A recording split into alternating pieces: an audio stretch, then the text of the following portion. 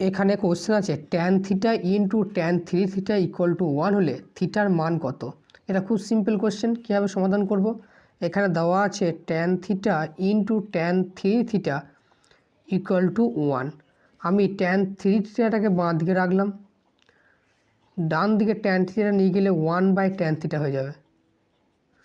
তাহলে বা tan three theta equal to 1/ট্যান মানে হচ্ছে কট থিটা, বা ট্যান থ্রি থিটা বাঁ দিকে সেম থাকলো।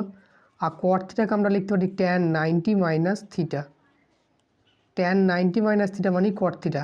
এবার উভয় পক্ষে ট্যান ট্যান তুলে দেবো, তাহলে এইদিকে পড়ে থাকবে three theta equal two 90 minus theta.